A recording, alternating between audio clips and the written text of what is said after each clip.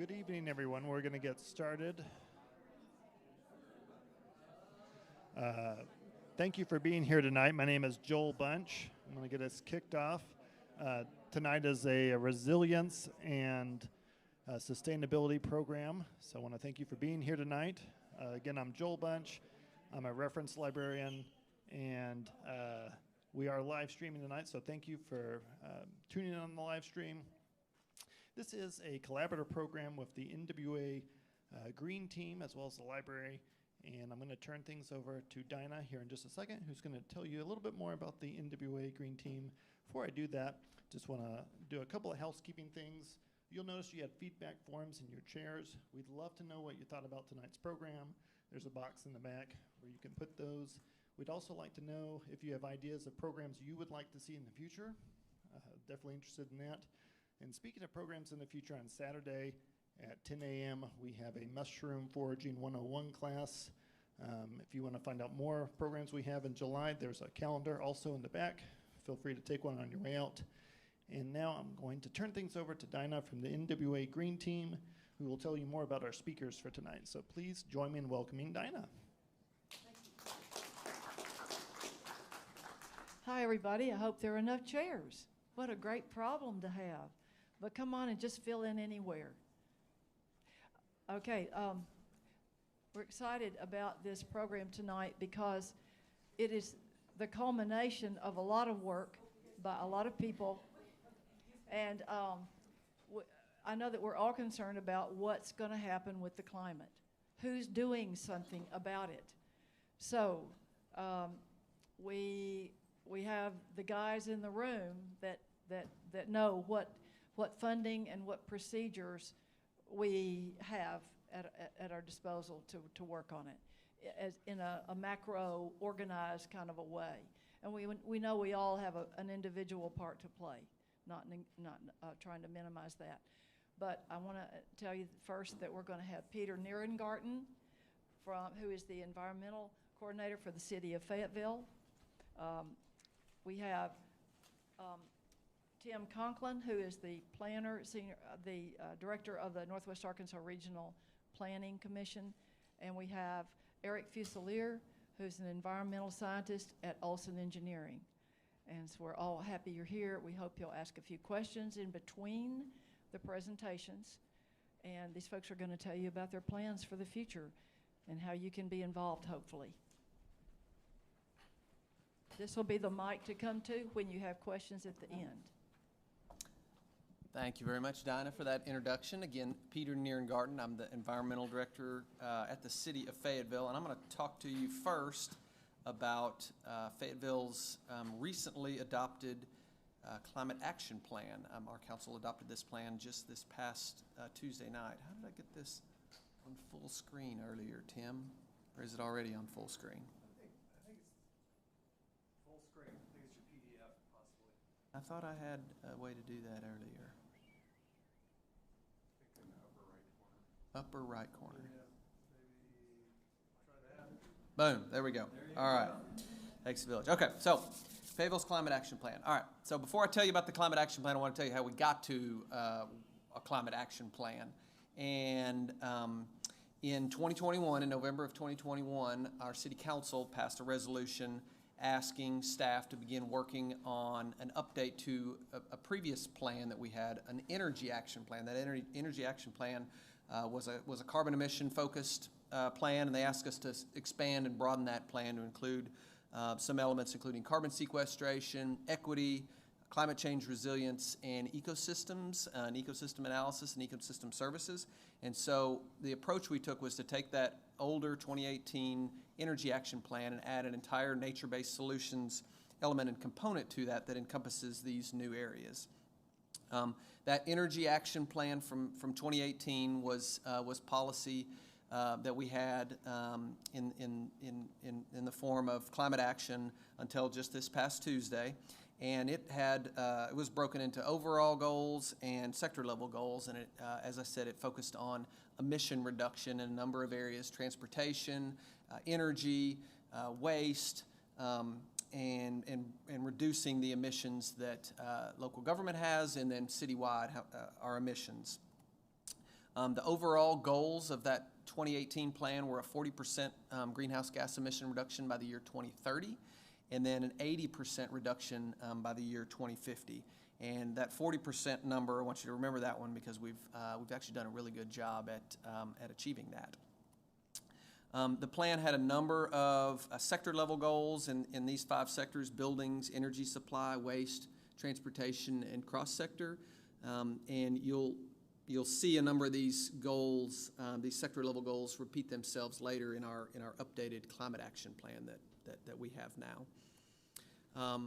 Really proud of a number of accomplishments that we've made since adoption of that 2018 plan, including significant investment in solar energy and increasing our clean energy supply, both local government operations going from 16% clean energy supply all the way up to 91% clean energy for all of the energy that the city of Fayetteville's local government uses. And then as a community, we've gone from 16% to 36% clean energy, which is also a really big jump and quite an improvement. A lot of that credit goes to our 2 utility companies, Ozarks Electric and Southwestern Electric Power Company. We're now a solar-friendly community and have streamlined permitting processes for solar to go in across the community. We've made investments and continue to grow our food waste composting program that brings in food waste, discarded food waste, and composts that and turns that into a usable soil amendment product. And we've made significant investments in active transportation, including launching of a bike share program. This is a picture of what 5 megawatts of solar looks like at the city's, this is at the Eastside Wastewater Treatment Plant. The 3 little buildings that you see kind of in the middle there, those are represent 12 megawatt hours of battery storage that's associated with this array. This project is repeated at our other West Side wastewater treatment plant, so in total we have 10 megawatts of solar at our 2 wastewater treatment plants. Now the picture on the bottom right there is the Flip the Switch event that we had when we commissioned this project back in September of 2019. Quick graph to show you some of the progress. So this is a graph of our annual greenhouse gas emissions for local government operations for every year, broken into sectors: electricity, natural gas, fleet fuel, and wastewater. And so in 2020, see that precipitous dip in 2020, that's the first year that those solar array projects were online. We saw a significant decrease in our emissions for local government operations. As of 2023, our most recent year that we have data for, we've seen a 70% decrease in greenhouse gas emissions from that 2010 baseline. Over that period since 2010, we've also seen a 13% increase in the amount of energy that we've consumed as a city. So what this really helps illustrate is that decoupling of carbon-intense energy use. So our investments in clean energy in that solar have really helped to cause a divergence in energy consumption and carbon emissions. So really proud of what we've been able to accomplish under that Energy Action Plan work. So that's the Energy Action Plan. Now I want to move into the Climate Action Plan, which again has a broadening of our focus to include a whole nature-based solutions element and component to it. It's a large and robust document. In fact, I've got a copy of it in my bag over there if anybody wants to take a look at it.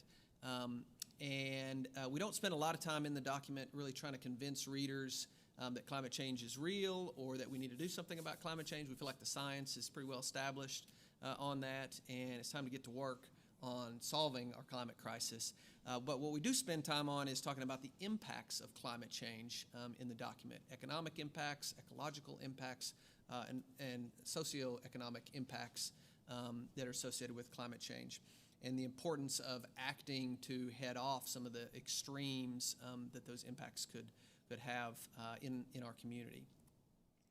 Our plan has an overarching, our new climate action plan has an overarching goal of net zero emissions by the year 2050. Net zero emissions helps keep us aligned with the goals of the Paris Climate Agreement. It also helps us account for emission reduction as well as carbon sequestration that may be associated with our natural lands.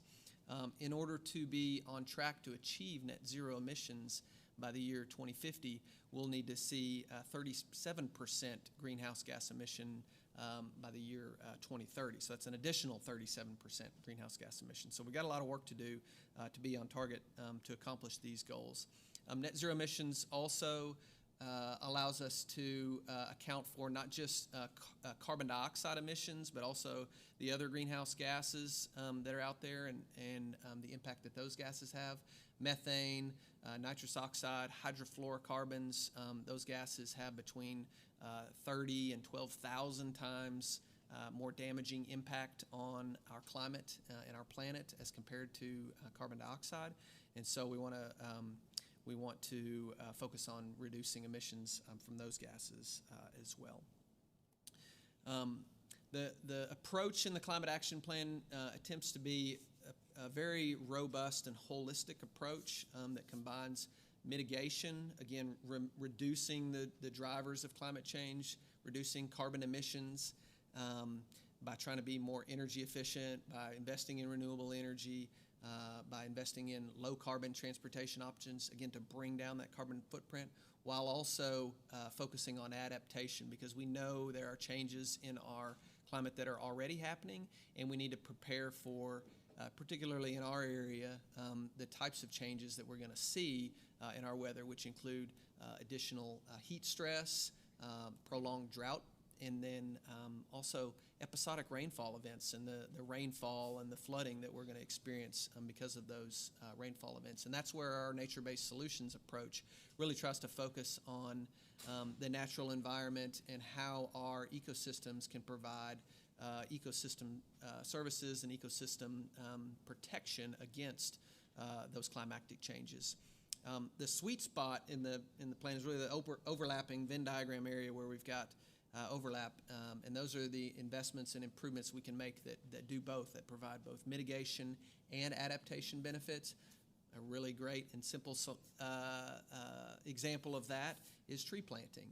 You plant a tree, trees absorb carbon dioxide, help mitigate for emissions, and then also help create shade, help reduce heat island impact, which can reduce energy use and cooling demand on adjacent or nearby buildings. I've talked just a little bit about carbon sequestration, so I wanted to dive into that just for a second to explain a little more in detail what it is we're talking about when we talk about carbon sequestration, because there's a lot of discussion about machines and gadgets that'll suck carbon out of the air and do something magical with it. But really, Mother Nature knows how to sequester carbon the best. And she's been doing it for, tens of thousands and millions of years, right?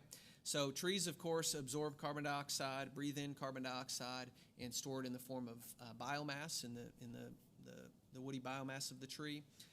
Prairies, grasslands, and wetlands are also really, really good at absorbing and sequestering carbon dioxide. And what those ecosystems are uniquely adapted to do really, really well is take that carbon out of the atmosphere and actually pump it into the ground and push it into the soil and lock it in forms that are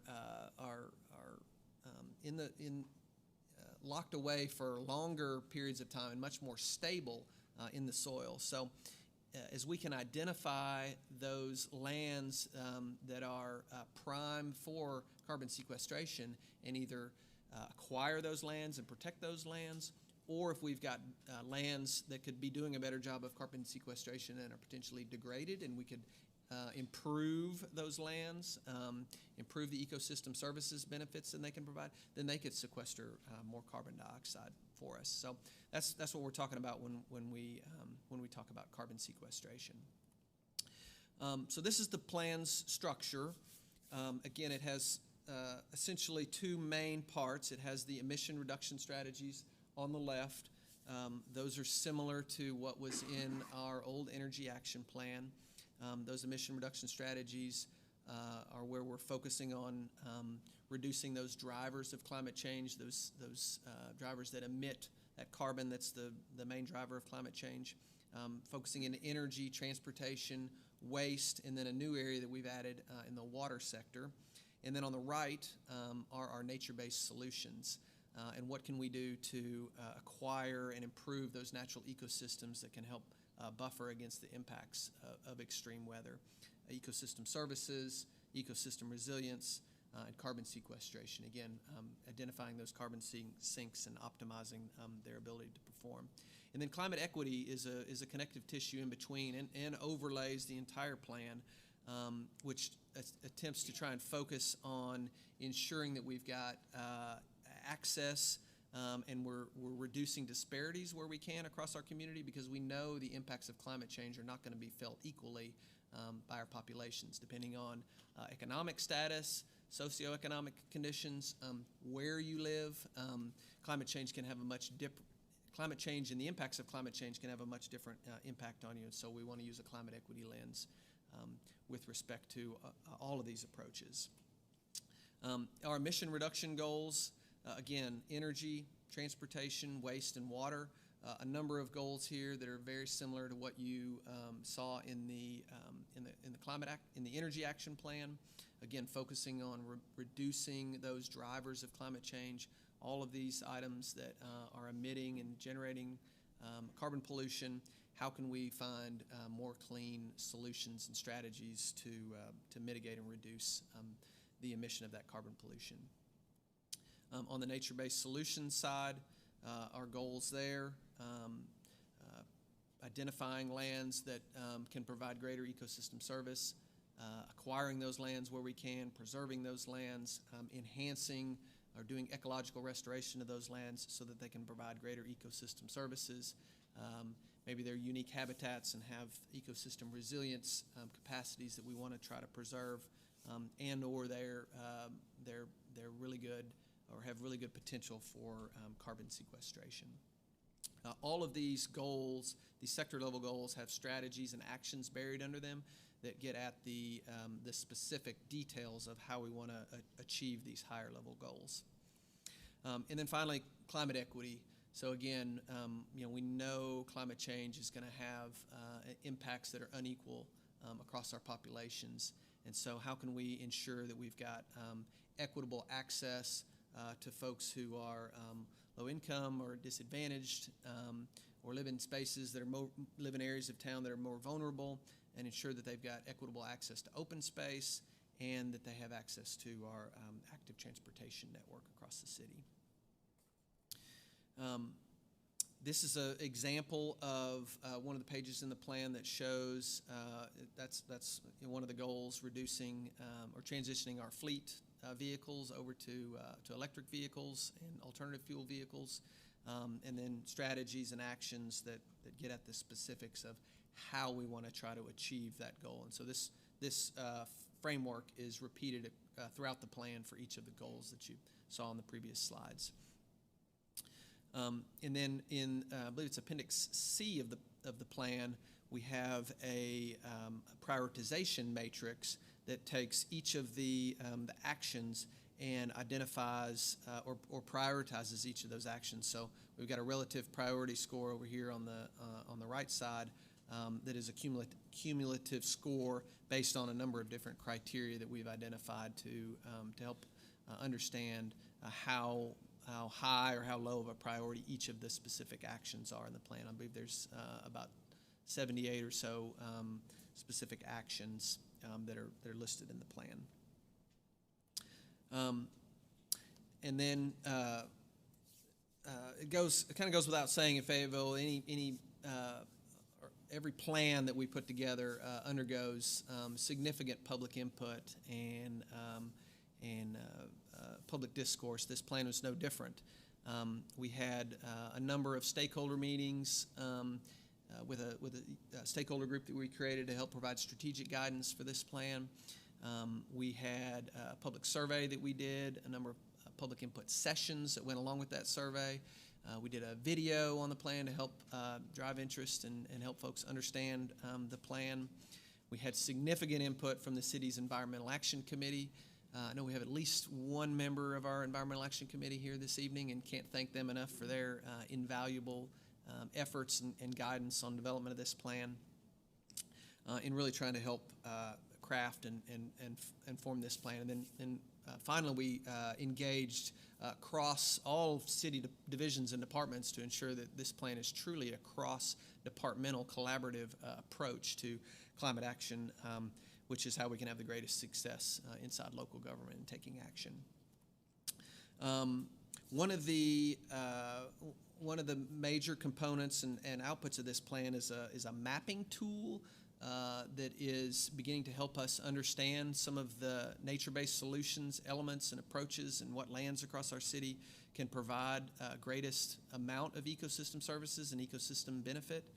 And I don't want to steal too much of Eric's thunder, because he's going to talk in detail about this plan. But this is a really exciting element, I think an example of the unique and innovative approach that we're trying to take with respect to our new climate action plan and the nature-based solutions component of that plan. So with that, I will conclude and be glad to take a couple of questions from the crowd now, if anyone has any questions. And we're going to try and limit it to just a few, and then let Eric speak, and then Tim is going to go, and then we'll have time for more questions at the very end. So I saw this hand first right here, so go ahead. Something to do with water. Uh-huh. Could you be more specific as to what that might be, or what you're looking at to do? So, Can you repeat the question? yes, the question is about the water goal that's in the plan, and that's new, and what are the what's the specific focus with respect to water?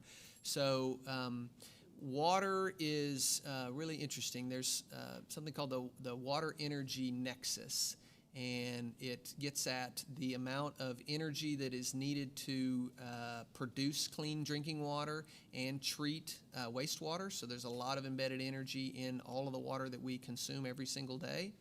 And then on the flip side, it also takes a lot of water to produce energy. Think about your nuclear power plant, or your coal-fired power plant, or your hydroelectric dam. All of those are using water to generate electricity. So that water section is really about trying to reduce energy consumption within water and water consumption, and also trying to conserve water, because we know water is a precious resource, and as our climate changes, we may not have as readily available access to water going forward. So it's essentially a water conservation focus and strategy across a number of different areas of conservation that tries to preserve and water for consumption, and then also save energy at the same time. Mm-hmm. I saw another hand right here first. Yes.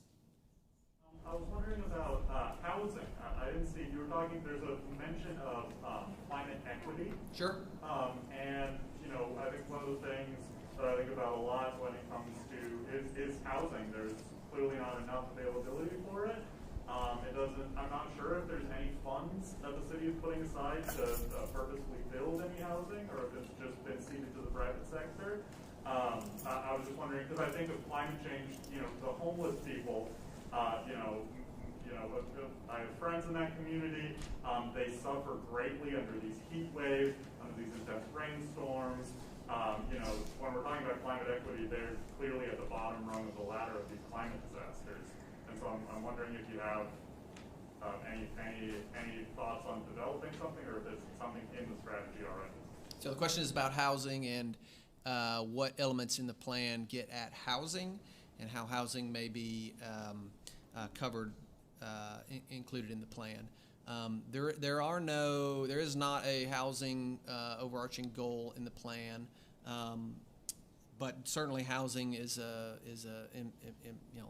as you articulated, an important component. I think definitely part of the equity approach and solution. There are a number of strategies that this city is taking on housing that are outside of this plan and this plan's focus. But one of the ways we try to work with other strategies, actions, and plans across the city is for plans to be complementary as much as possible. And so, our College Avenue rezoning strategy and master planning strategy is one of the primary efforts. I'm spacing on the effort the city is making right now on pre-approved plans for housing construction is out there as well. So those types of approaches would definitely be supported by this plan. And I think one of the really, if I could just go back to my map here for a second, for example, the College Avenue work, you'll see right here, one of the things this mapping tool tries to identify are those lands that are providing the highest level of ecosystem services and those that provide the lowest level of ecosystem services. So highest level are is the red on the periphery, lowest level is the white, and you'll see College Avenue, almost no red up and down College Avenue, which tells me that this plan, maybe not while specifically called out, is definitely supportive and in line with that strategy of infill housing and housing along that College Avenue corridor. So I hope that's Can you explain that a little bit more? I mean, I could see the little legend at the bottom, but I can't really see. So you just mentioned right down that corridor of College Street, that's low sustainability resilience? Those are lands, and I don't want to steal too much of Eric's thunder because he's going to talk a whole lot about this map, but that's all right. But lands that have the lowest level of, are providing the lowest amount of ecosystem services to the city. So got the fewest number of trees, sequestering the lowest amount of carbon, absorbing the least amount of rainfall. And it's by and large because that College Avenue corridor has previously been developed. Yeah. Mm-hmm. And so it's been developed. It's underperforming in terms of what's there. It's low density, so it's really ripe for redevelopment. And that's where that College Avenue approach, I think, really makes a lot of sense along that corridor. And this plan and this map would absolutely support that. All right, I'm going to take two more questions, and then I'm going to turn over to Eric. So, yes, sir. To follow up on the first person's question about water, how does the approval of so many car washes affect the amount of water preserving water? Yeah. And us, the request from the city for us to preserve water. Right. So the question is about car washes and how does approval of car. That was part A. Part B is housing. How does all the housing on the west side of the highway affect the prairies that are now disappearing and the woodlands that are now disappearing? Sure, okay. So part A was about water and car washes, and part B was about housing and the impact of housing on habitat loss. And sequestration, correct. Yeah. So part A, car washes. You make a really good point. I hadn't really considered that. Probably don't know as much as I should about how much water those car washes consume and use. So I'm going to have to pretty much punt on that question. I think it's a good point that I don't have a good answer for, and I apologize for that.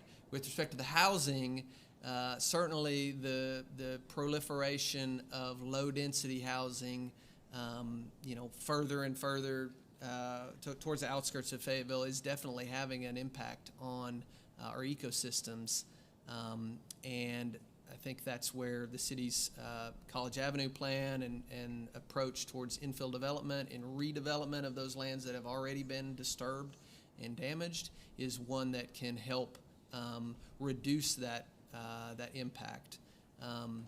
We're a strong property rights state in Arkansas. I know folks don't often like to hear that, but owners of that land have certain rights by law, for development, and the city has some degree of control over what that is through zoning, but we don't have ultimate protection and prohibition of development unless we outright control that land, i.e. ownership of it. And so require solar panels on houses. They could require more efficient houses to be built as opposed to just California houses. These are fair points and policy decisions that I think this plan would certainly voice support for, but there may be other considerations that elected officials may have to take into account when they're trying to make those kinds of policy decisions. So, but absolutely, I hear you on that. All right, I'm going to take one more question. I saw a hand right over here. So that touched on what I wanted to understand better. So we can't really anticipate exactly what climate change is going to do even with the things that we know already. And things like housing and impacts of what the city might or might not be able to do. Is there enough flexibility in this plan that it could actually morph over time to meet changing needs? So, and what might that look like? yeah, so the question is, we don't exactly know what climate change has in store for us. Is the plan flexible enough to adapt to what those changes might look like? Am I paraphrasing correctly? Yes. So what we do know about our changing climate is that heat stress, more intense heat, particularly in the summer, is when it's going to be felt most acutely, but also warmer winters, warmer year-round, is in store for us. At least that's what the science says. It says on average we'll have about the same amount of rainfall annually that we have now, but that rainfall is going to come in more episodic storms, so shorter duration, and likely less of it during the summertime as well, which when compounded with that higher temperatures in the summer is going to create more prolonged drought. But we don't know exactly when those events are going to happen, how big they're going to be, how long they're going to last.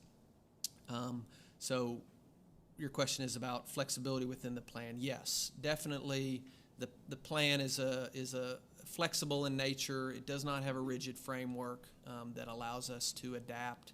It does not necessarily prescribe do this, then do this, then do this. It sets up it scores the actions based on how well they would do now. But if 2, 3, 5 years down the road we're looking at that action and something has changed, then absolutely we would adapt and modify our approach if necessary. All right, so I'm going to invite Eric to come up here and let him talk about the mapping tool. Sounds like there's already just a little bit of interest in that. And then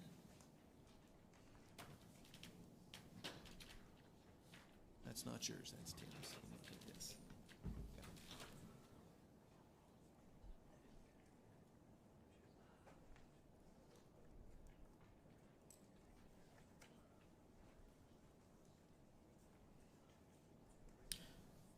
All right. Yeah, again, thank you all for being here. Really great to see a lot of interest in these plans. And of course, we're always looking for more and more input. The next speaker after me is going to be Tim Conklin, and so I won't steal his thunder, but I do want to make everyone aware that there's going to be plenty of opportunity for public input on the regional plan that he'll be discussing. But for right now, I'm going to talk about this mapping tool that Peter kind of touched on a little bit. Let me get my speaker view to where I can actually see the slides. Okay. All right, so what were the goals of this mapping tool? Well, we wanted to develop an inventory of the ecologically valuable lands within the city's planning area. And I'll go into a little bit more here shortly about the different indicators of ecological resilience and climate resilience that we looked at.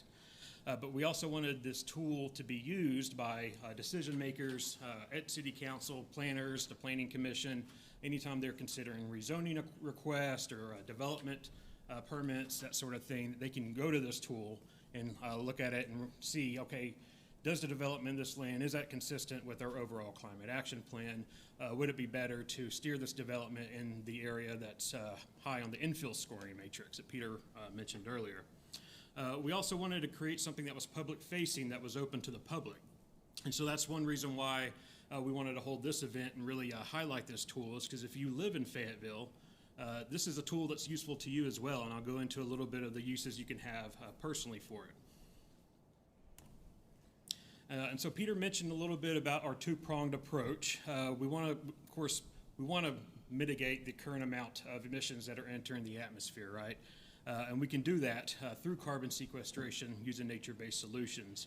But we already know that there's a certain amount of carbon that has already been put into the atmosphere that's going to end up having impacts and effects on our climate for years to come, even if we were to go net zero right now.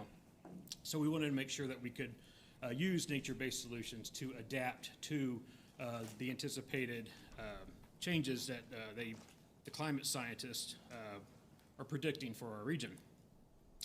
And so when we scored a parcel, We pretty much looked at 3 different categories. These are broader categories that I'll go into a little bit more detail on. But we looked at what sort of ecosystem services a parcel provided, and that was part of that adaptation approach, along with the ecosystem resilience. So how well or how healthy is the ecosystem on that parcel to be resilient towards outside stressors or environmental stressors from climate change.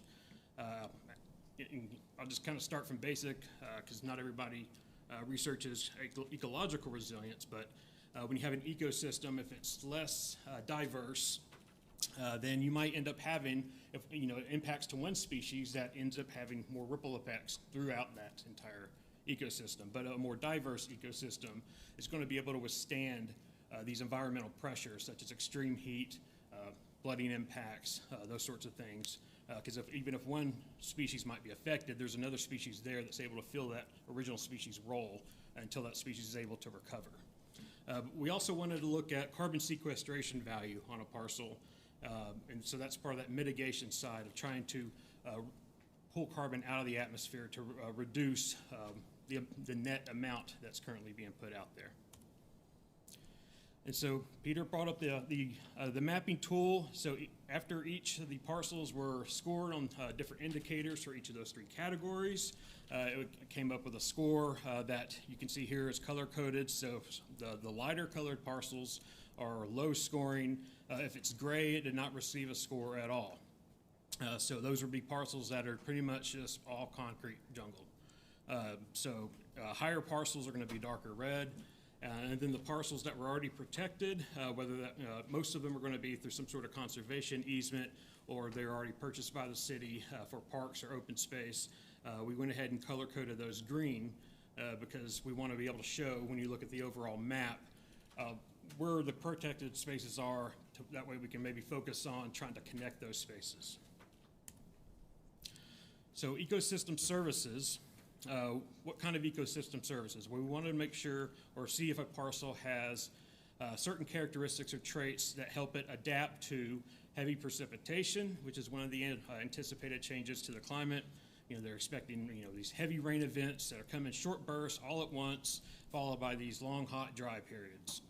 And we saw some of that last spring, followed by a long, hot, dry period recently. We've had a little bit of rain lately, and also extreme heat. So what sort of indicators might exist on a parcel that can help it become or provide ecosystem services that make it adaptive to those 3 anticipated changes to the climate? Well, tree canopy, right? That's going to provide shade for one thing.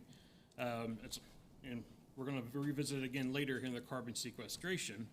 Wetlands are great for stormwater control. So after these heavy rain events, I'm sorry, I'm kind of getting a little bit of dry mouth. Wetlands, which there are very few of left because most of them have been developed, mostly before you had things like the Clean Water Act in place, help absorb these stormwater surges and then slowly release the stormwater after those peak flows have passed. Stormwater infiltration, so this is talking about the ability for the soil to absorb that stormwater. The more area that gets developed with impervious surface, that rain, when it falls, like on a parking lot, where's it going to go? It's not able to drip through or soak through the concrete or the asphalt, really. It goes laterally, usually to the nearest storm drain.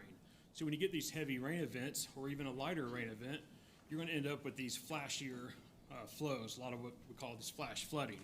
And so as this region continues to develop, unless people are putting in impervious pavers and those sorts of things, you're going to see a lot more of this stormwater runoff creating issues downstream, which has resulted in the loss of life and property for people in our region. Riparian buffers. These are basically these wooded areas, vegetated areas along the banks of streams. These are really important, not just for absorbing stormwater. They help with these floods. They help to slow down, spread out, and stormwater so that it has more time to soak into the soil. Lakes and ponds function similarly to wetlands, but they also help capture stormwater, and we'll see how that also plays into ecological resilience here shortly. Floodways, so these last 3 are mostly going to be related to places that the city could look to implement nature-based solutions or improvements. So areas that are within floodways where they might implement some nature-based stormwater control measures, whether that be a constructed wetland or some sort of habitat that helps improve stormwater quality and stormwater and flooding issues. And ephemeral drainage. So these are going to be areas that only flow after a rain event. So not your intermittent streams, not your perennial streams that tend to flow more throughout the year, but these drainage areas that are going to be higher up in the watershed. But that might be ideal locations to consider constructing a stormwater pond that's able to capture stormwater during those heavy rain events and keep more water on the landscape, which is going to be really important during times of drought, whether that be for wildlife or soaking in water into the soil to recharge groundwater supplies. Talk a little bit about that on the ecological resilience. And then stream bank erosion risk.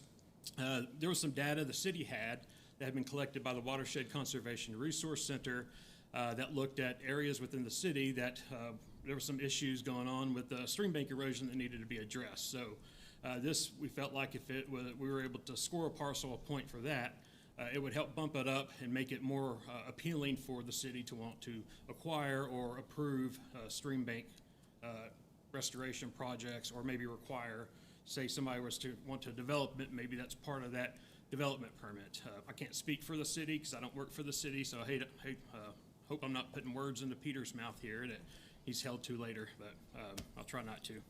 But ecosystem services, we found during this most recent geospatial analysis that around 45% of the parcels had some sort, they scored in some way for ecosystem services, or at least a minimum of one.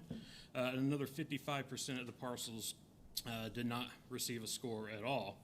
Most of the parcels that did not score are going to be more in the inner city part of, or the middle part of town. It's much more developed, a lot less trees, stormwater infiltration, that sort of stuff. Okay, ecosystem resilience. So how can we help our landscape be more adaptive to environmental stressors? If we want ecosystem services, we got to have healthy ecosystems that are able to provide those ecosystem services. And so we need to look at biodiversity. The indicators that we could show that a landscape is resilient. I mentioned biodiversity also, but also topographic diversity. When we're talking about topographic diversity, you can see this picture here is from a topo map from the south part of Fayetteville. And so when you have topographic diversity, you give species more options and microclimates to migrate to during a changing climate. So whether that is, maybe it's getting hotter and hotter, well, water is becoming scarcer and scarcer. At the higher latitudes, they can move lower to where water is, or vice versa. If it's becoming hotter, maybe they can move higher up where it might be cooler. And so when you have more of these varieties of microclimates and topography and places for these microclimates to develop and shift and change, you give these species, especially those that are more specialized in the type of habitat they require, more options to move around to. Then wildlife habitat, also very important, and that also includes habitat connectivity. I mean, having these cores or these places where animals can live, wildlife within the city. A lot of us enjoy a lot of the birds, butterflies, other creatures that we live with, but they have to be able to meet their biological needs, right? So they're not going to have everything they need to eat, everything they need to nest or complete their reproductive cycles all in one spot. A lot of times they have to move around for that. So providing opportunities and habitat connectivity allows them to meet their needs in these different locations while also avoiding adverse interactions with humans, because if they don't have these, you're going to start seeing deer crossing College Avenue. Who knows? I personally haven't seen that happen, but I wouldn't doubt it at certain times of day. And so they find that the less ability or wildlife corridors that wildlife has to move around, and while they're meeting their needs, the more traffic accidents might happen, or you might get more roadkill depending on the size of the animal. So what are the indicators that we looked at when determining the ecosystem resilience score of a parcel? We got some biodiversity data from the Arkansas Natural Heritage Commission. Also from the Natural Heritage Commission as well as Fayetteville Natural Heritage Association, we were able to utilize some data they had on various unique and special habitat within the city's planning area. ADEQ, which is now Arkansas Department of Energy and the Environment's Division of Environmental Quality, that's a mouthful, had some identified ecologically sensitive water bodies. The Nature Conservancy has also just already conducted some studies on identifying climate resilient sites, and so we wanted to make sure we captured those and score a parcel if it was particularly received a score by the Nature Conservancy for being climate resilient. For habitat connectivity, we relied on the Enduring Green Network. That data set, which I believe was developed by Fayetteville Natural Heritage Association, is that right? So we've basically taken that study and kind of built on top of that. Wetland habitat. Wetland provides a lot of extra important habitat than any normal. I mean, you see a lot of threatened and endangered species rely on wetlands in some way to complete their life cycle. So we wanted to kind of bump that up a little bit. Does a parcel have close proximity to a natural waterway? Is it near a creek or stream, or does it have a creek or stream running through it? And we're primarily talking about perennial and intermittent streams. And then impaired streams, similar to those ones I talked about in the ecosystem resilience category. This one doesn't necessarily add to the ecosystem services category. An impaired stream does not necessarily add to the ecosystem resilience of a parcel, but it would make a parcel more appealing, or might call it out more to city planners if there was a project happening alongside one, or if the city wanted to acquire that parcel so that they could perhaps implement measures to make improvements so that that stream was no longer impaired for water quality. So after this analysis, we found that currently only 30% of the parcels in the city of Fayetteville received an ecosystem resilience score. Another 70% did not score. Eric, Yes? the 30%, does that mean they weren't graded, or it's a zero? The 30% are the ones that got a score, so they had one or more of these indicators present. So the 70%. Correct. So most of those are, they're not going to have any of these indicators. So they might have still scored for ecosystem services or carbon sequestration, but did not score for ecosystem resilience. Yes, Maya? If this is not an appropriate time, answer it later. But I don't understand that green enduring something. What was that last slide you had? The Enduring Green Network. What are those? Yeah, so that was, I believe, part of the City Plan 2040. Peter could probably talk a lot more about it, but it was a result of a study the Fayetteville Natural Heritage Association conducted. And so it really, Dot could probably answer more questions about that. Dot Neely here in the front row, if you want to connect with her after the talk. But my understanding is it was a previous effort that happened like 15 or so years ago, something like that, where they were looking at places that could be provide connectivity and cores and whatnot, and it ended up resulting, I believe, in the preservation of Mount Sequoia Woods, Mount Kessler, if I'm not mistaken, and some other places here in the city. It's not what existed, it's what was planned. No, it was also analysis of what exists. So, yeah, and we did update some of the data because some areas have been developed, and so I'll go into a little bit too about how this is going to be a living tool that can be updated as time goes on. So carbon sequestration, that mitigation category, what are some indicators of carbon sequestration? This could include a carbon storing wetland, whether they be a forested wetland, shrub wetland, or herbaceous. Not all wetlands are going to be ideal for storing carbon, and I'll talk about why here in just a minute. Ponds and reservoirs can also be good carbon sinks, upland prairies and upland forests as well. And going to throw up some results of a study that was conducted looking at different biomes, ecosystems, and the amount of carbon stored in above ground biomass versus below ground soil. And this found that wetlands are able to store much more carbon in their soils than most other types of ecosystems. Shortly behind those are boreal forests, and that's because of the frozen conditions. when it's really cold, microbial activity can't break stuff down, doesn't have as much opportunity, so carbon tends to build up. And then behind that are prairies, or what's labeled here as temperate grasslands. And so that's because Peter mentioned how plants get those deep root systems that help store carbon in the soil. Now, when we look at the limited nature of forests and the amount of carbon they can store, it's because trees can only grow so large. Forests can only accumulate so much biomass before it reaches a limit.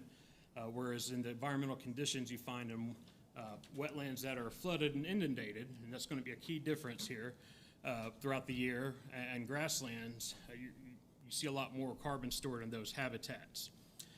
Peter threw this slide up earlier. Just want to kind of explain the different mechanisms that carbon is sequestered into the soil. So in a wetland, now this is a wetland that's going to be flooded, inundated throughout the year. Like most of the wetlands we have around here are seasonally wet or temporarily wet, typically after a rainstorm.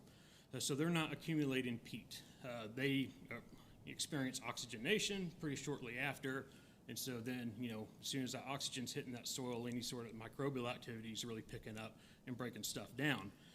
But in locations that are staying wet, which are going to be much more common in eastern Arkansas, anaerobic microbial metabolism happens much more slowly. So carbon and litter and detritus and whatnot is building up at a much faster rate than it's able to be broken down. So that's why wetland soils tend to be very dark, very carbon rich, and why they were some of the first to be developed, turned into agricultural lands several hundred years ago. Very, very fertile. Prairies have these very deeply rooted perennial species. So when a plant is doing photosynthesis, it's taking carbon dioxide out of the atmosphere and growing biomass. Now, woody biomass is where it gets kind of locked in while the plant is alive. So as it's growing these very deep root systems, it's basically pushing that carbon deeper and deeper into the soil. And then when the plant dies, those roots might decompose, but that carbon stays down there, most of it does. And so that's why also prairie ecosystems, like you would see on the Great Plains, what we call mollisols, tend to have these darker soils. Forests, most of that carbon is going to be stored in the above ground woody biomass, the trunk, whatnot. Yes? Probably in about 1 or 2 minutes. We need to cut all this one up and start. Oh, well, I think people can leave when they want, but yeah, I think my time got cut into, so I'm going to take my time. Okay. All right. So carbon sequestration, when we looked at all the parcels, we found that about 12% of the parcels within the city were providing had one of these indicators of carbon sequestration. Another 88% did not. Then climate equity, the indicators that we wanted to look at to determine are there climate equity considerations that we need to think about when we analyze a parcel, and we want to think about, are there vulnerable populations there, especially ones that might disproportionately experience the impacts of climate change? Are there limitations to access to resources, access to open space?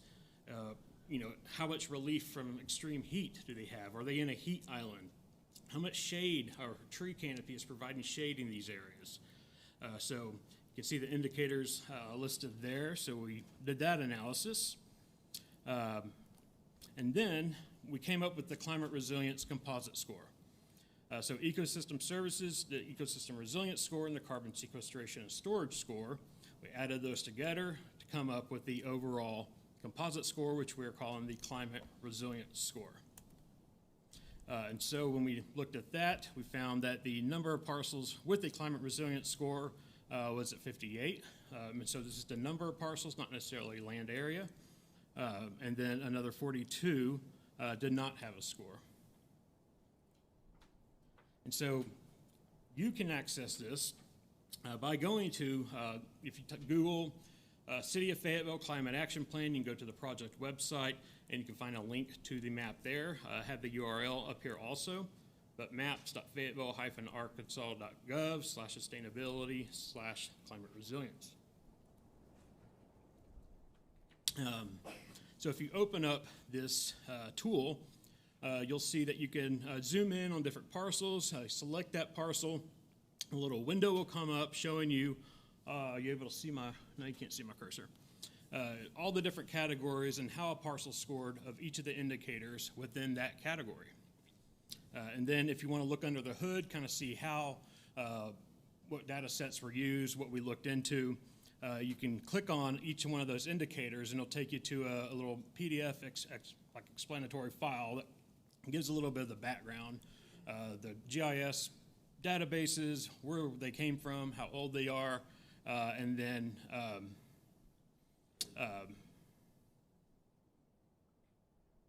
the logic queries that we kind of use to determine did a parcel score for that or not. So I mentioned earlier, this is intended to be a dynamic living tool. It lays a foundation for now that can be improved on over time. So, you know, as more data becomes available in time, the city would be able to update that, add that data. Additional layers could be added, as I mentioned, more data becoming available or as the landscape changes. I believe the tool is also automatically updated once a month, I believe, by the GIS department as they're updating other layers that they maintain, like the tree canopy layer in the city, or how much impervious surface development has occurred and how much storm water infiltration might be left. So this should be kept pretty recent for most of those indicators. Recommended uses, like I said early in the beginning, we wanted this to be useful for a variety of different people. It is public facing, but also a tool that could be used by city staff, other community organizations, to assess the benefits of particular natural resources that may have to underserved or disadvantaged communities, to identify where improvements to natural resources are needed, to assure the equitable distribution of benefits from nature-based solutions to underserved or disadvantaged communities.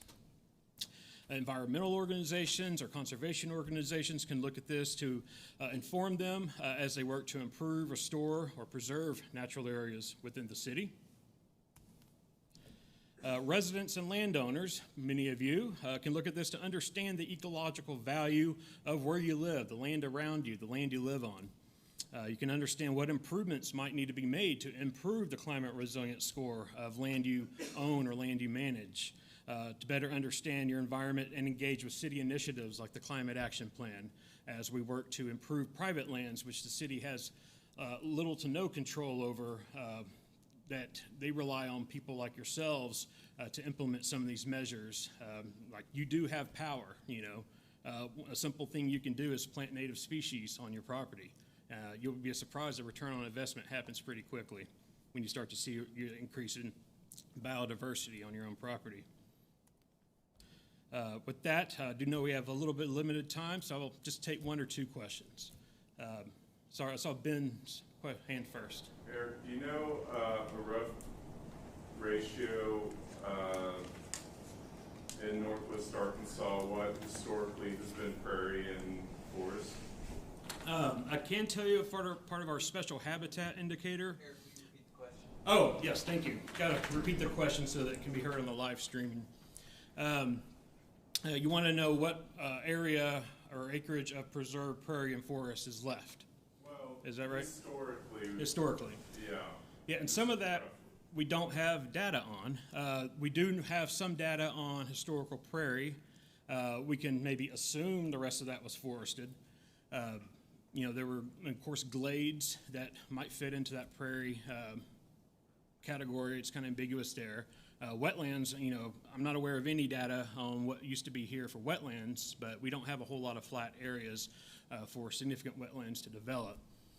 But we do have indicators of where these historical prairies used to be, such as prairie mounds, what are called Nebka mounds.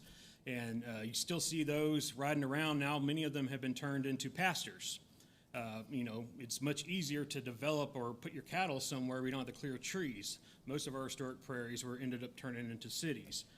So we did map out and acquire data from the Natural Heritage Commission, along with their own analysis that we've been reviewing, hillshade GIS topographic data, to find where these prairie mounds are or where they're visible.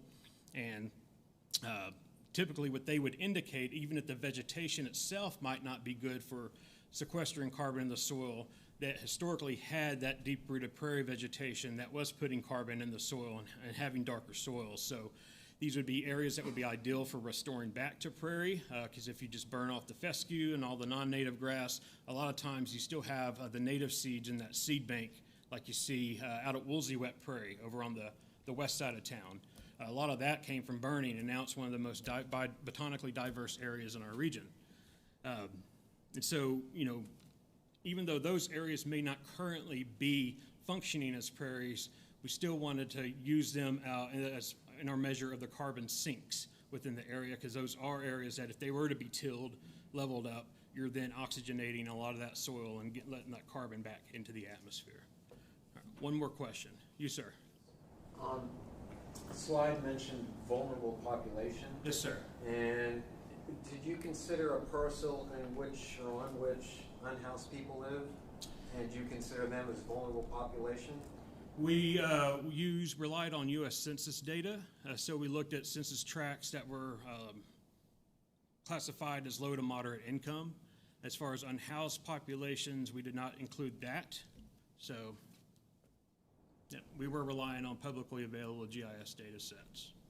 All right, I will then turn it over to Tim, who will talk about the regional plan. Oh, and just as a transition to Tim's talk, this tool, if you don't live in Fayetteville, is also going to be replicated on a regional level. And so Tim will talk about the project that is part of.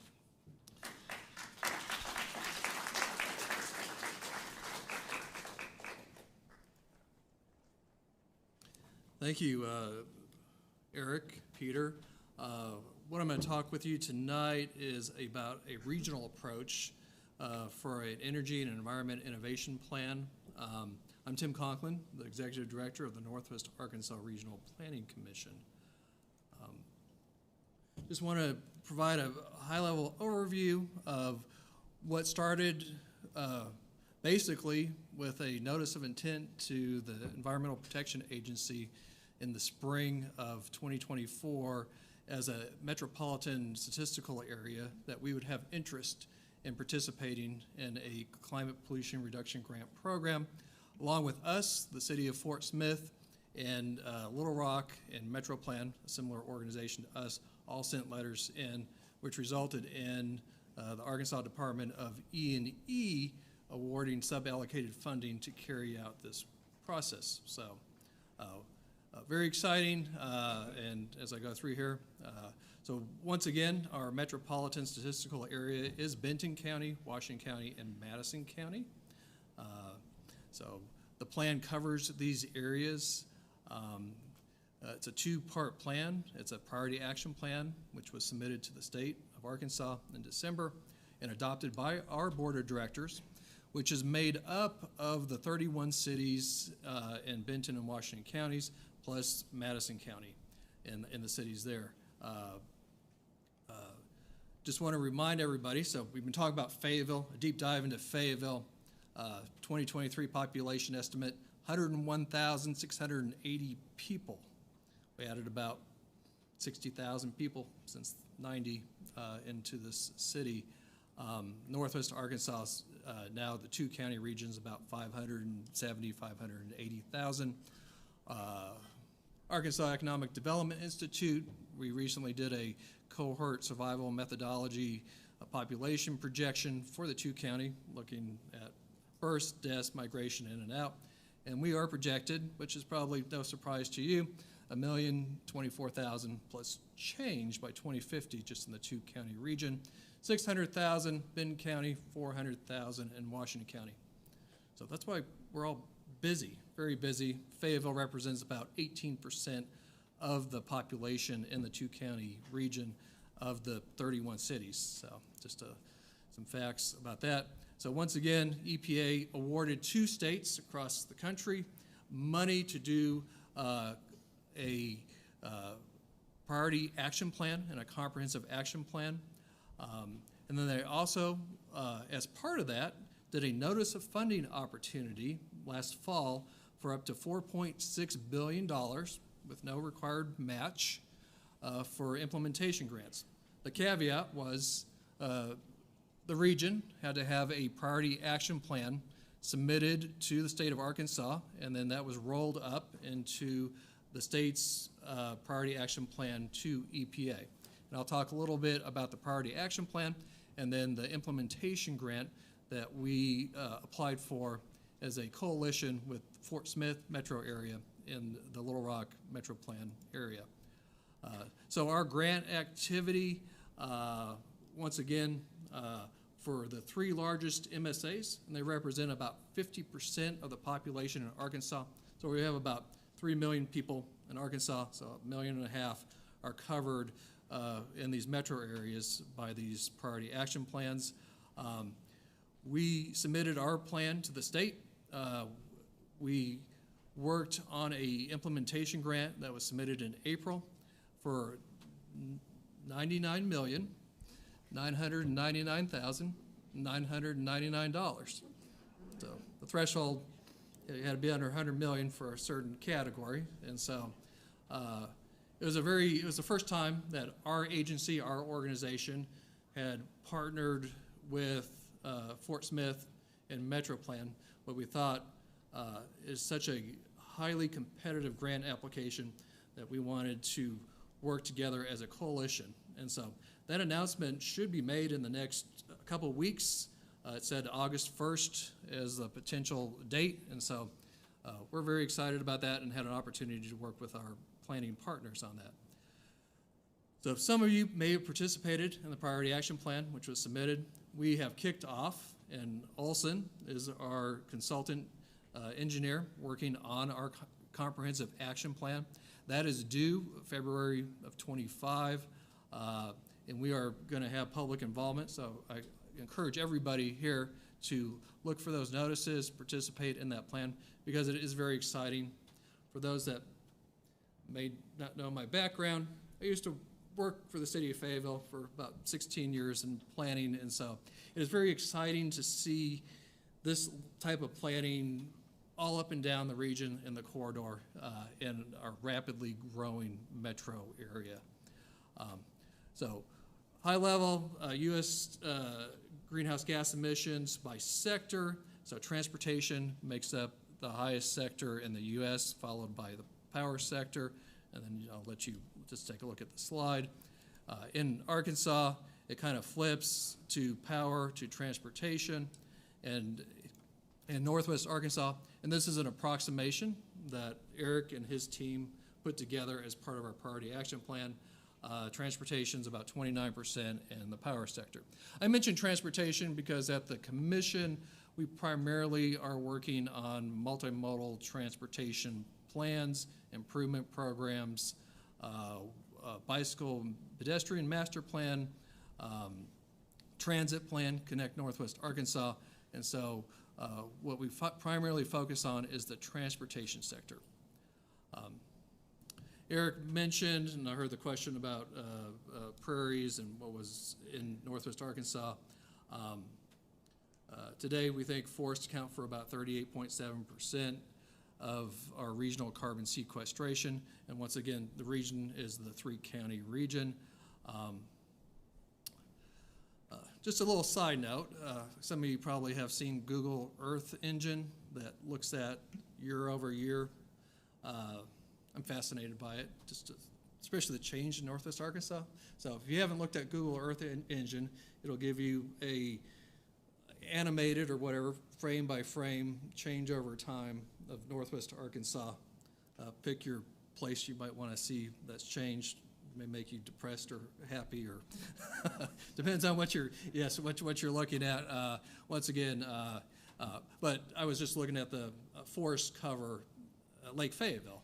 We have some aerial images from '83 in our office, and it is amazing how much our landscapes do change in our region, and even at Lake Fayetteville. So if you want to just look at one area, look at Lake Fayetteville, and it's kind of, oh, wow, it's really changed over time with the amount of tree cover.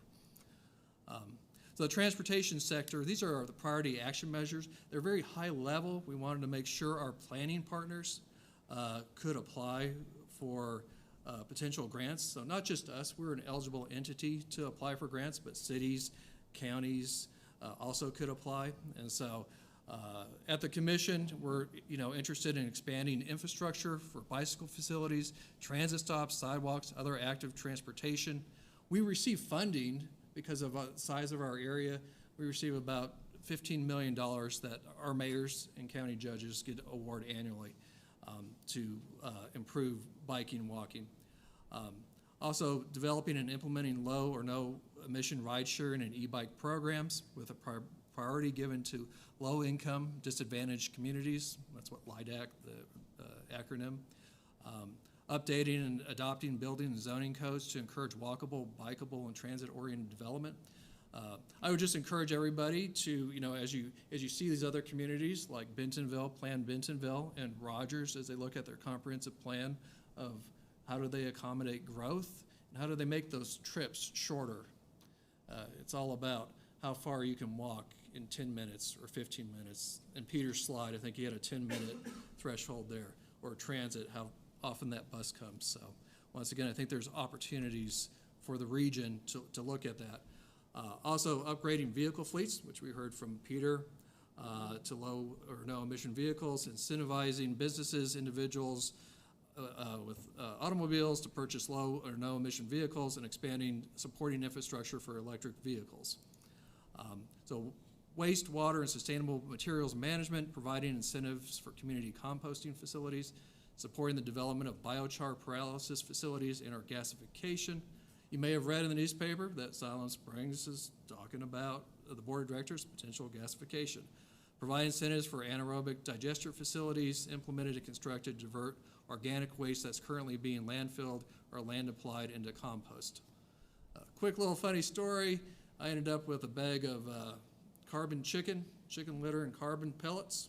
I don't know if someone's in the room. I just happened to put it in my garden. Boy, my tomato plants are looking great. Ended up with a bag of, or a box of the food compost, with the worm casings also, put that in my garden. So it's kind of interesting just learning what is happening in Northwest Arkansas with regard to waste. So that was a very beneficial experience this past fall and spring. Carbon removal measures include planting native tree and plant species to provide optimal carbon sequestration benefits in publicly owned parks, trails, rights-of-way, and on privately owned lands. Restoring degraded prairies, forests, riparian buffers, streams, wetlands, and parks, trails, rights-of-way, and private lands. And identifying lands with a high carbon sequestration value and creating programs for the protection and restoration of these lands, through fee simple acquisition, conservation easements, Northwest Arkansas Land Trust, and by other means. And so you heard a lot about these type of programs earlier. Also developing conservation plans for new parks and recreation that include measures to improve and preserve areas with high carbon sequestration value, and incentivizing agricultural practices to reduce carbon emissions and create carbon capture. On buildings, establishing incentive programs for implementing end-use energy efficiency measures and certified energy-efficient appliances, heating, cooling equipment, and lighting, providing incentives for the adoption and implementation of up-to-date building energy codes, and developing voluntary programs and policies to promote low and zero options for vehicle charging, focusing on buildings in rural and LIDAC areas, multifamily residential buildings, commercial buildings, electric power sector, installing renewable energy and energy storage systems on municipal and government facilities.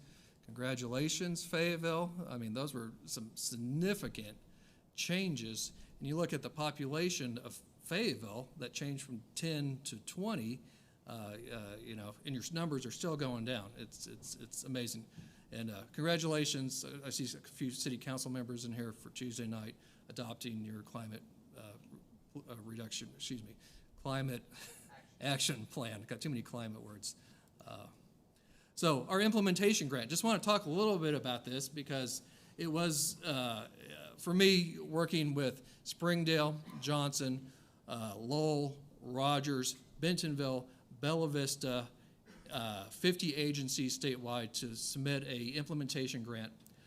This was a grant notice of funding opportunity, 100% funding with no local match. That's always a lot easier to sell to your elected officials and mayors. So once again, we joined up together. Metro Plan is the lead applicant. We're very hopeful that we can compete for this. At the commission, we focused, and we had people calling and visiting about trying to apply for others. At the commission, we have a 2-county walk, bike, pedestrian master plan. It has 30 individual community action plans adopted by the Planning Commission, City Council, so bought into that. We have an open space plan that was funded through the Walton Family Foundation also. And so we thought, let's go all in on active transportation and open space, protecting the riparian corridors, protecting the green and the Razorback Greenway. Probably many of you maybe don't know, a lot of times that greenway is only in a 30-foot easement. You got a 12-foot trail.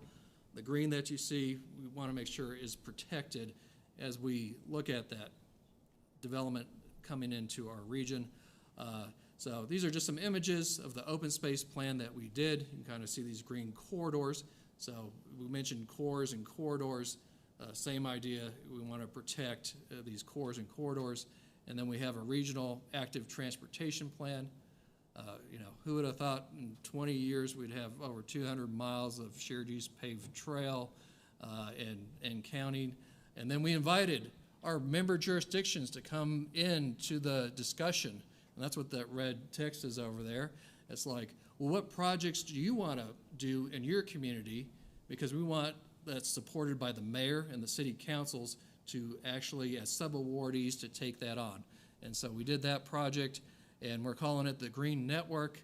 And I just love that after almost 20 years, this idea of this enduring green network that's also was part of the Fayetteville 2025 plan is still being discussed, not just in Fayetteville, but it's being discussed throughout the region.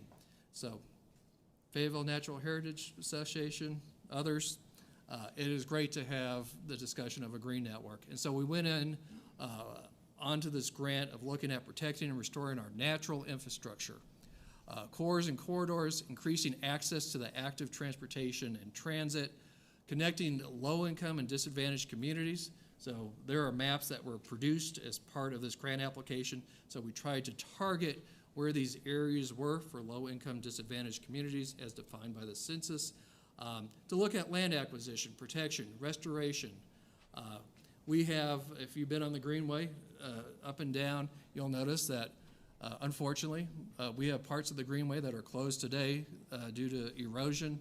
And as Peter mentioned, we're having these rainfall events that are more intense and more frequent.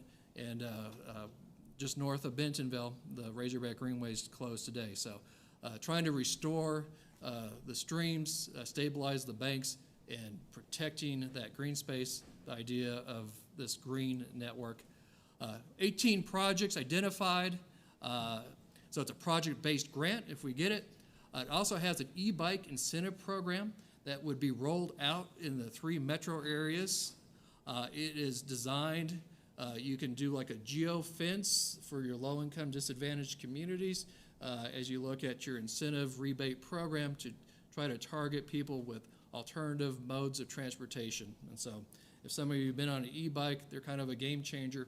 They're kind of a game changer in the city of Fayetteville with the hills. So if you have knee problems or you're coming up off of Dixon and going up to Maple Street or Lafayette, it really is a game changer, so that's exciting. And then it also has workforce training program through the Watershed Conservation Resource Center, Illinois River Watershed Partnership, Beaver Water, not district, excuse me. That's all these acronyms here. So we are working with them if we do get a grant. So here are the locations of the 18 projects, plus the 2 programs, the workforce training and the e-bike incentive and voucher. So once again, it was a very positive experience. Even if we don't get the grant, having all the cities working together, having that discussion has been powerful. I mean, it has been great experience. I would like to just give a shout out. City of Fayetteville, Peter and Aaron Garden, your staff and the GIS staff to do the carbon reduction with each of these measures. That wouldn't have been possible without Fayetteville. And we took Fayetteville's model that they developed and we applied that in Fort Smith and Little Rock. And so that was very helpful to have those resources. So thank you, Fayetteville, for that. So just in our areas, this is who is part of our grant. Our share would be $36.25 million.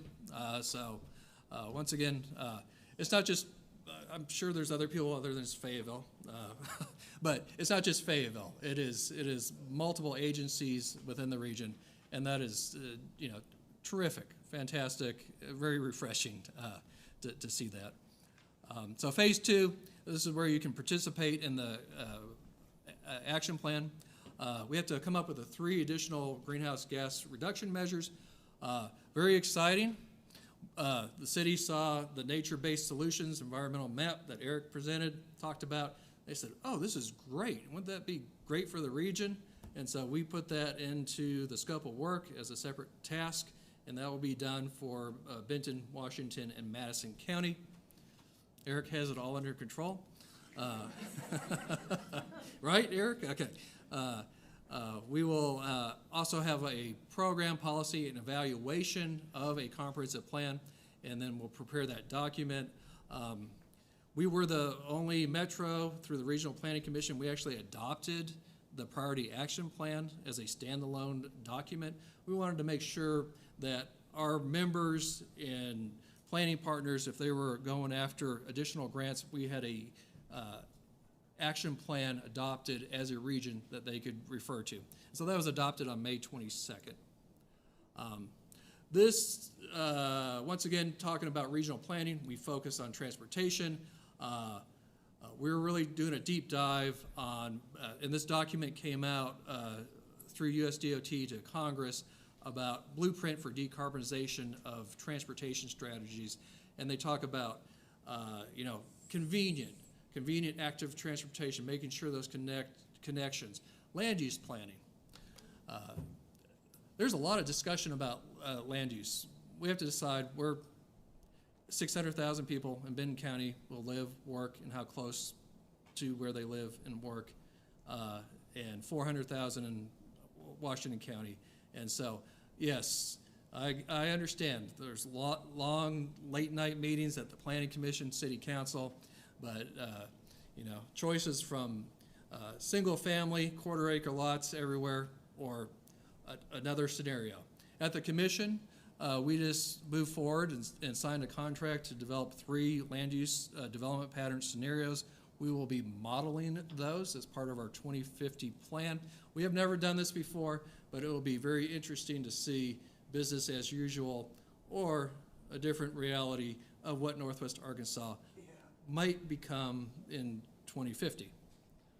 To be continued on that. So energy intensity, public transportation, intercity passenger rail, efficient freight transportation, operational improvements, vehicle efficiency, and then just clean energy down below.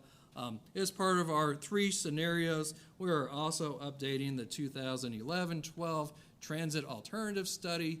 We will be looking at commuter rail, light rail, bus rapid transit. So in combination with 1 million people, 3 different outcomes, what transportation investments, what that might look like in 2050 with those outcomes.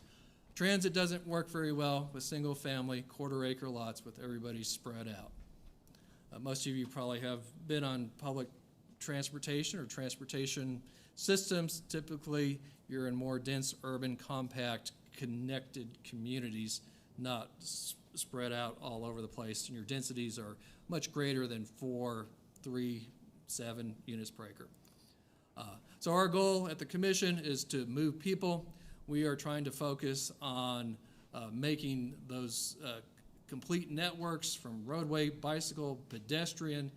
We are so blessed. Razorback Greenway, 40 miles, Tiger Grant 2010 through the commission, plus additional Walton Family Foundation.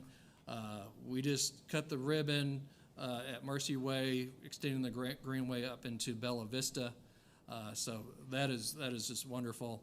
And then transit, we did a transit plan, and we continue to look at grant opportunities moving forward at the commission.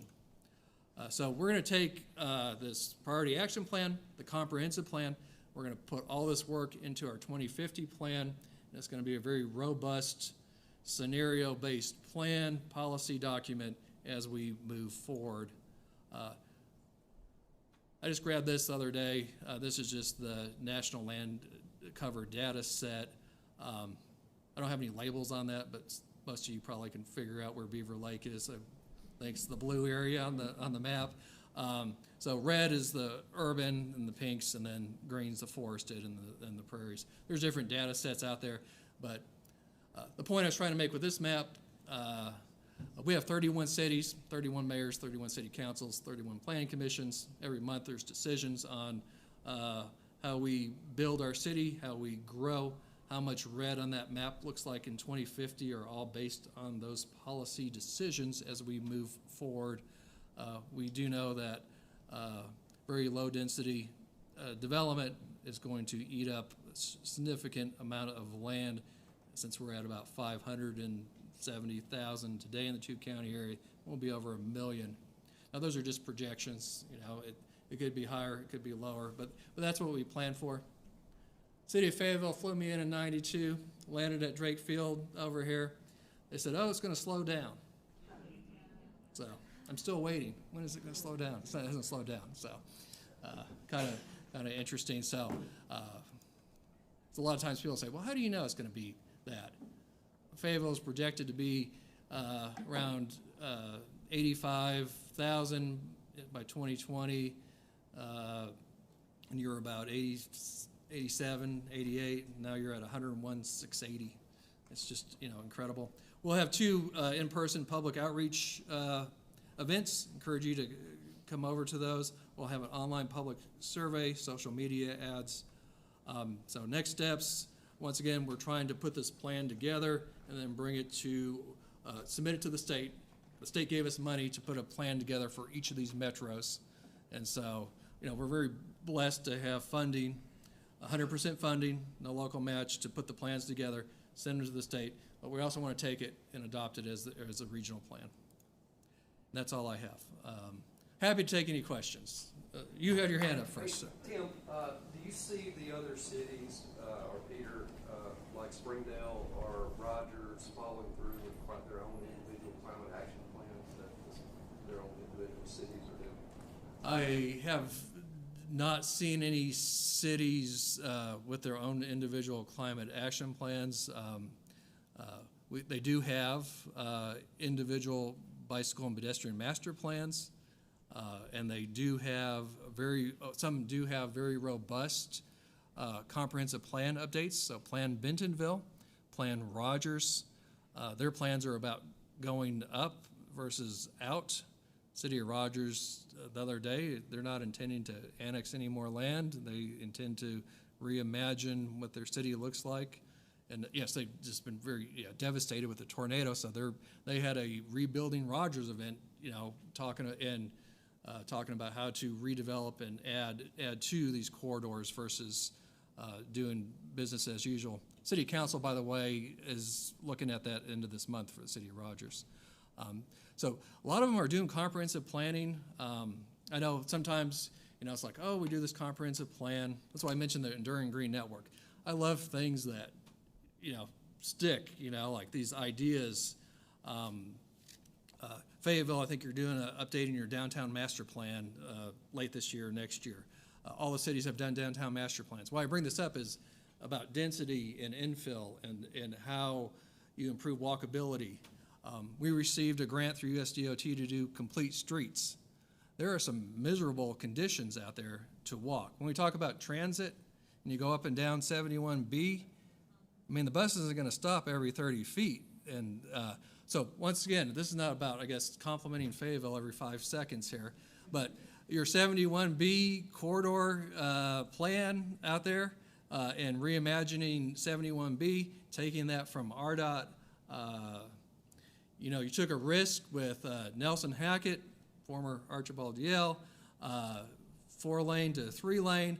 You know, those type of decisions, those policy decisions, which are not easy, you know, I would love to see that all up and down. There's over 30 miles of 71B up there, and there's such a great opportunity to reimagine that. That was a long answer. I'm going long. Who is next? You want the very back? You talked about land use just a little bit being an important issue, and then having 31 different jurisdictions. Can you kind of talk about, from your point of view, dealing with all of them, what are some of the trends that you see? Who's leading? Who's maybe missing some opportunities? Is there coordination? And I guess just what opportunities do you see there? So the question was, we have 31 cities. We have 31 different planning commissions, city councils. What type of coordination is there between cities and how they work together? I will say the smaller cities all want to make sure they don't lose their identity. They want a center. They want a downtown, whatever you want to call it. They don't, Tawny Town doesn't want to be absorbed. I'm not sure who my audience is here, but Tawny Town doesn't want to be absorbed into Springdale. Centerton doesn't want to be absorbed into Bentonville. And then I go places and it's like, well, why can't we have the trails and the greenways and all that? And so there's been a whole mind. So my experience, there's been a whole, you know, different shift on look at what these communities are doing. How do we become and how are we able to do that? And so a lot of our work, and I have one of my staff members here, a lot of our work is like, well, you know, how do they do that? How do they accomplish it? But at the same time, I think Peter mentioned, and when he was talking, you know, there's, you know, not everybody's at the same place. We try to, you know, through our grant making, we try to also make sure we set up our applications to make sure we have complete streets, and we're making those connections. We do training, group training. We're doing a complete street design guide for the entire region. The Walton Family Foundation has been so generous. We've taken groups to Seattle, Buffalo, Charlotte to study. We've gone on study tours to look at biking, walking. So today I hardly hear anybody say, why are we spending money to build trails or sidewalks? For the first time, we received carbon reduction program funding through the commission, about 1.3 or 4 million. I thought, well, this will be interesting. In order to apply for money, you have to pass a resolution through your city council. And so it's like, oh, I wonder if anybody will go, well, we don't want to do reducing carbon emissions related to transportation. We have more applications than funding, so that's been very positive. Someone over here, I think, yeah, go ahead. What efforts, if any, are being made for land acquisition around this area specifically? I know that some private lands are being bought up around like Lake Wilson specifically, and I know that a lot of people may or may not even be aware of that. I know the Land Trust does their land acquisition, but what efforts are being made? And maybe that's a question for Eric, I don't know. But. So, you know, we're limited on the type of funds that we can apply for. So this green network, you know, we're applying for $36.25 million. Hopefully we have that. A lot of that is looking at funding to protect and preserve those lands in perpetuity. The commission in the open space plan talked about a dedicated funding source for open space. And by the way, we also have a plan that talks about a dedicated funding for transit. All of this costs money. There is no, like, the federal government's not going to come in and say, we're going to pay for and operate this without any local participation. So it's all about being able to dedicate that. Since I know more about Fayetteville than anything, you have a parkland dedication ordinance for over 3 decades. That is very powerful. You have a 1 penny HMR tax. That's very powerful. You have a streamside protection ordinance that's very powerful. You have a hillside protection ordinance that's very powerful. Yeah. Can you expand on those things? What they are? Oh, I've been out for, I am not the, I've been gone for 16 years. So parkland dedication, when a developer comes in, you guys correct me. I see council members here, I'm gonna probably not do a good job. But it's basically, if you develop, you're either gonna pay money or you're gonna give land. So every time development comes in, we're planning for parks. We want a certain ratio of parkland to people. And so we don't want a whole bunch of people and no parkland. That's a very simplified thing. The HMR tax, 1 penny, so hotel or motel, you're getting a penny for park development and park planning, and so that's a funding source that goes in there. What's the other one? Oh, stream side protection. You're saying if you have a piece of property along a stream, a certain distance, you guys are gonna tell me out here. How many feet? 30, 50? 50 and then 100. 50 and 100, according to Peter. Yeah.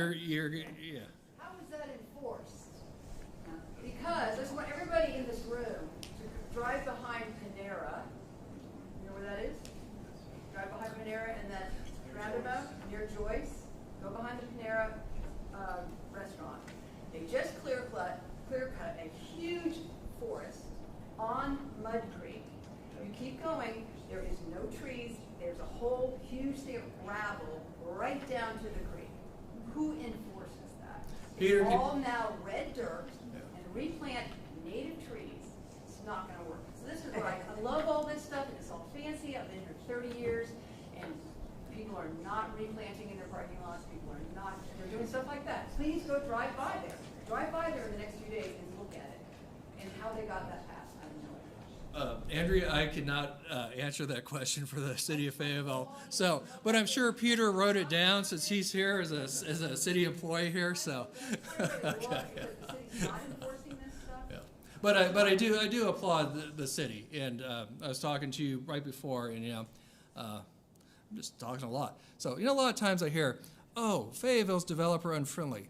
I don't think you're a developer unfriendly. I think you're community friendly. You're trying to protect the quality of life. You're trying to protect what people love in this community. At the end of the day, yes, if you're 150 or 200,000 people, you want to make sure that what that looks like in your scenario, is something that you're proud of and love. So, Dinah, you trying to cut me off now? Okay, I don't blame you. I just had a couple of little things to add, and stay where you are. You're fine. Sure. Anybody else got a burning question? Because I had a couple of little wrap-up things I was going to say. Burn. Go ahead, burn. Yes. What about the landfill? I've been following the problems with Tontitown. I've been following the problems with Tontitown, and ADEQ will not allow them to close it, even though the whole area is polluted and the landfill is on Carson. I don't know what's going to be happening with possible pollution leaking into the water system underneath, and all of the benzene in the air. Do we have any plans for some kind of system for waste? So in the state of Arkansas, they set up solid waste districts. And so you have the Boston Mountain Solid Waste District and you have the Benton County Solid Waste District. They are responsible to do the solid waste landfill planning. So that is outside of us, so I really can't speak to that. I am very aware of the issue, and I think as a region, this has nothing to do. My disclaimer, I'm not talking for the Regional Planning Commission or anybody, but yes, I think that looking forward, as we look at 1 million people, we do need to look at how we are going to dispose of our waste. And it may or may not be in Benton and Washington County, I'm not sure, but I think that's something that the elected officials are aware, and those mayors and county judges are on the solid waste district, so I'm not part of that discussion.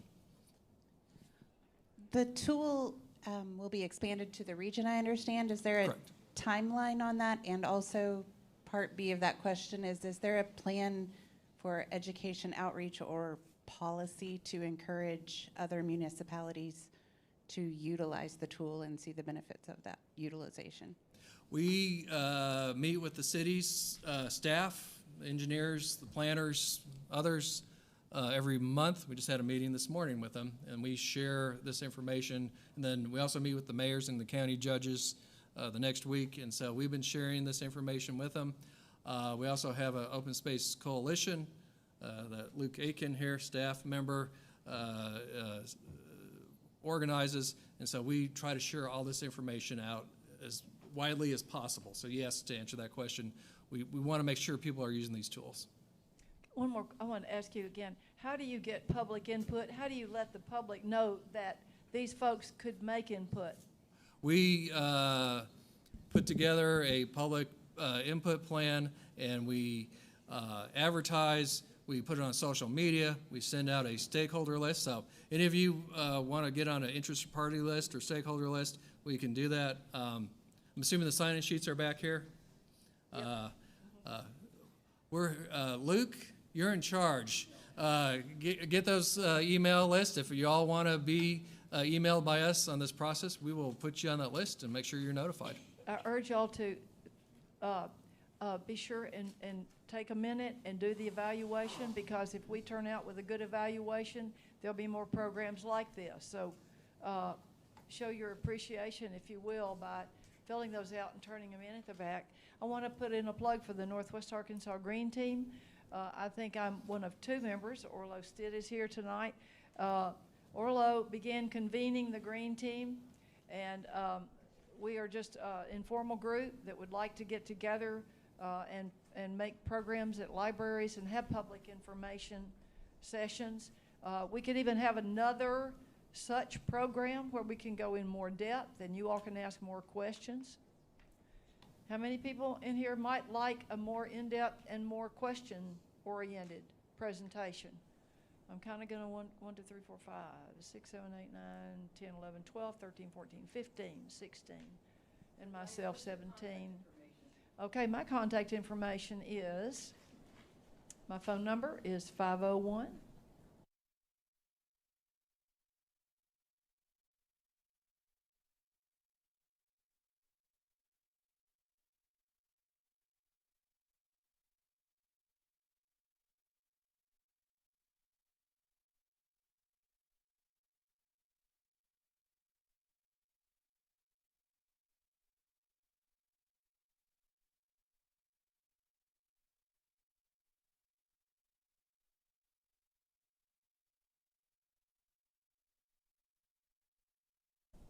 I think they can find you.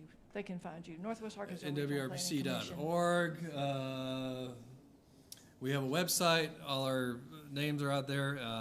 And once again, Tim Conklin, you can reach out to us and we can get you on a list. But okay, I had a couple more things to say. I don't know if y'all would be aware of this, but when we had planned this and we advertised it, we couldn't use the word climate change. I'm just going to tell the truth. Our governor did not want the word climate change used to advertise this program. In fact, there was a threat that the program could be canceled if we did. Well, that was what my question was going to pertain to. What kind of contingencies or backup or plan Bs do we have? I mean, this is a phenomenal thing, and I'm thrilled to have been witness to how this regional planning has evolved. And I'm talking loud enough, Dinah. So, you know, I'm just wondering. Use the microphone. I was just wondering if, you know, considering the political climate and, you know, potential change of administrations at the federal level, maybe not the state, but I've been curious about the state government. Do you feel confident, in light of the fact that we can't use climate change in anything anymore, are you hopeful and enthusiastic and confident in the future of implementing these planning and climate solutions? I'm hopeful. I guess it's just my age. I've seen it flip-flop over and over again, and we continue to move forward. So yeah, I'm very hopeful, and you know, it's very exciting to be able to work with Fort Smith and Little Rock and try to all work together to look at putting this together. We get asked all the time, how did you guys build the Razorback Greenway? That question gets asked like every other month. They call up. People are very excited to see implementing this. We are nationally known for what we're doing here in Northwest Arkansas. And that's why people are moving here. So, yeah, correct. I would agree. So I'm very hopeful. Like I said, it was a very positive experience. We have 7 cities, all managing and operating the Razorback Greenway. There's a Greenway Alliance. You know, that's regional cooperation. That was not 30 years ago. There was not a Razorback Greenway. Right behind this wall over here, there was no trail. There was no Razorback Greenway. There was no ramble. There was no open space that was, protected. And so, you go out here, you got a world-class design excellence program, open space, access to Fayetteville residents. That was a long-winded answer. One more question. Okay. And, I want to thank you. I'd like to make a comment related to this whole movement of climate change. I would like to broaden it in the broadest, the macro of it, and say this is protection not just of our city, but of our whole way of doing the legislation of the whole country. Our government is leaning toward what I refer to as a cancer.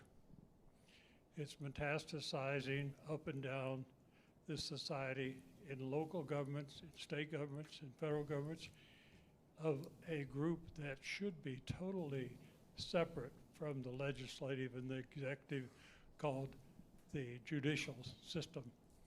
The cancer is metastasizing, and it's our responsibility to preserve